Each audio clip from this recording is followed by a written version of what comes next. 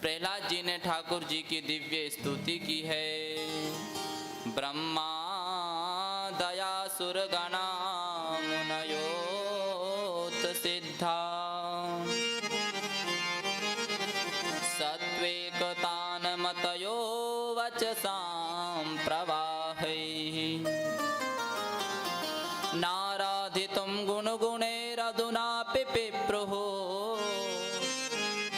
किं तोष्टुमोर्हति समे हरिरोग्रजातेः। प्रहलाद जी कह रहे हैं कि प्रभु, ब्रह्मादिक देवताओं ने आपकी दिव्य श्लोकों में स्तुति की। वो तो परम ज्ञानी है, उनका कुल भी धन्य है, परंतु मैं तो आप उनसे प्रसन्न नहीं हुए, फिर मुझ में तो ज्ञान भी नहीं है और मेरा कुल पवित्र नहीं है, फिर भी आप मुझसे प्रसन्न हो गए। यदि आपको भक्ति से गजराज भी पुकारता है तो आप दौड़े दौड़े चले जाते हैं। इस प्रकार प्रहलाद जी ने भगवान की दिव्य स्तुति की।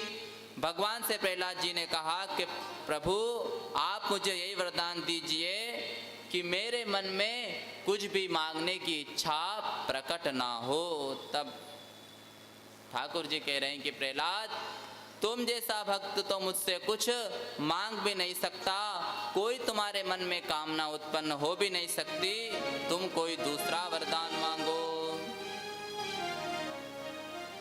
तब प्रहलाद जी बोले, प्रभु, मेरे पिता ने आपको और आपके भक्तों का अपराध किया है, इसलिए आप मेरे पिताजी की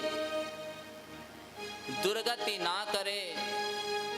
भगवान ने कहा, पुत्र, जिस कुल में तुम जैसा पुत्र उत्पन्न हो उसकी तो 21 पीढ़ियां मुक्त हो जाती है,